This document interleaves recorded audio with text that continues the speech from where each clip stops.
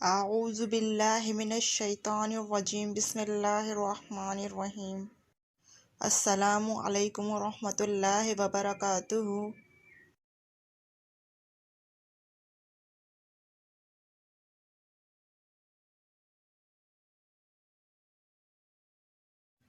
آج کا ہمارا موضوع ہے کنایہ کی تعریف، اقسام اور وضاحت بما امثال۔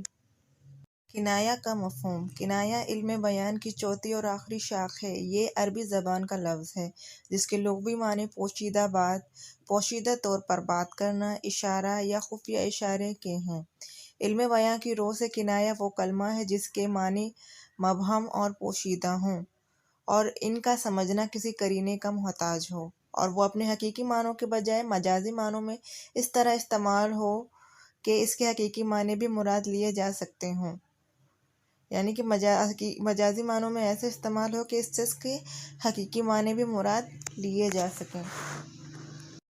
یعنی بولنے والا ایک لفظ بول کر اس کے مجازی معنی کی طرف اشارہ کر دیتا ہے اور اس کی مراد بھی انہی مجازی معنوں سے ہوتی ہے، تاہم اگر حقیقی معنی بھی مراد لیے جائیں تو یہ بھی صحیح ہے۔ مثلاً سفید ریش سے مراد بوڑھا لینا، ہو گئے موئے سیاہ موئے سفید، اس کی حقیقی معنی یہ ہے کہ سیاہ بال سفید ہو گئے۔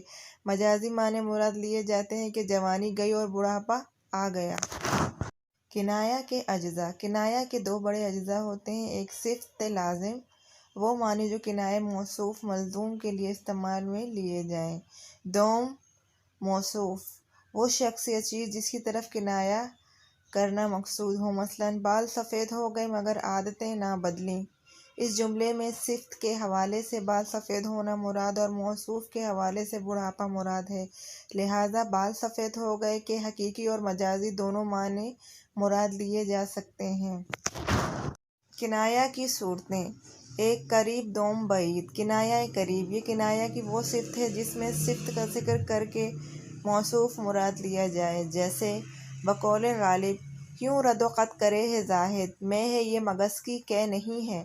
اس شعر میں مگس کی کہ سے مراد شہد ہے، جیسے لولی فلک سے مراد زہرہ، خسرو انجم سے مراد سورج، ترک فلک سے مراد مریخ ہے۔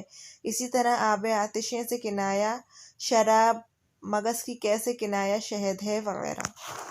کنایہ بعید، اس میں ایسی صفات کا ذکر کیا جاتا ہے جو موصوف کے لیے مخصوص کر دی جاتی ہیں اور وہ سب مل کر ایک موصوف کا تصور دلاتی ہیں۔ یہ کنایہ خاص غور و فکر کے بعد سمجھ میں آتا ہے۔ مثلاً بقول غالب صبح آیا جانب مشرق نظر، ایک نگار آتشیں رخ سر کھلا۔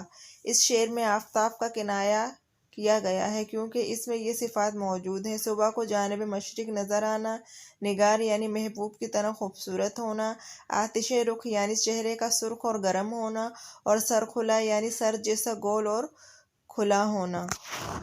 اصطلاح کے لحاظ سے کنایہ کی اقسام۔ تعریضہ۔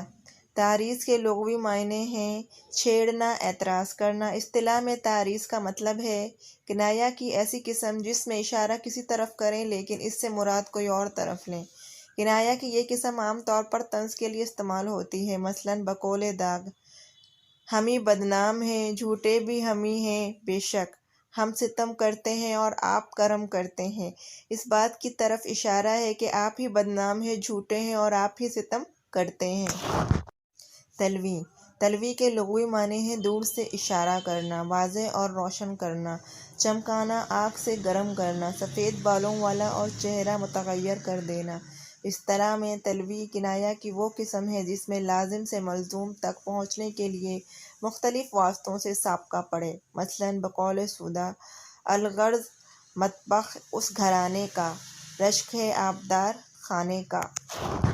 مطبخ کا رشک آبدار خانہ ہونا بخل سے کنایہ ہے۔ آبدار میں آگ نہ جلنے کی وجہ سے کھانا نہیں پکتا، کھانا نہ پکنے کی وجہ سے صاحب خانہ کے ہاں کوئی نہیں آتا۔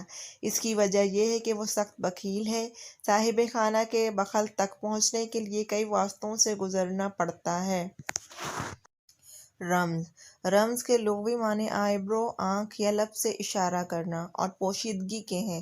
اصطلاح میں یہ کنایہ کی وہ قسم ہے جس کے لیے لازم و ملزوم کے درمیان زیادہ واسطے نہ ہوں لیکن ایک اخفا ہو، جیسے بقول غالب میں نے مجنوں پر لڑکپن میں اسد سنگ اٹھایا تھا کہ سر یاد آیا، یعنی کہ میں نے دیوانے کو مارنے کے لیے دوسروں کی طرح پتھر اٹھایا تھا تو مجھے اپنا انجام یاد آیا کہ آگے چل کر میرا انجام ایسا ہی نہ ہو۔ اس شعر کے دوسرے مصرعے میں سر یاد آنا کنایہ ہے شاعر کی عاشق مزاجی کی طرف۔ ایما و اشارہ ایما کے معنی ہے اشارہ کرنا۔ اصطلاح میں یہ وہ کنایہ ہے جس میں لازم و ملزوم کے درمیان نہ زیادہ واسطے ہوں اور نہ پوشیدگی، جیسے بقول میر تقی میر شرکت شیخ و برہمن سے میر ہم کعبہ جدا بنائیں گے۔ اپنا کعبہ جدا بنانا سب سے علیحدہ رہنے کی طرف اشارہ ہے جو آسانی سے سمجھ میں آ سکتا ہے۔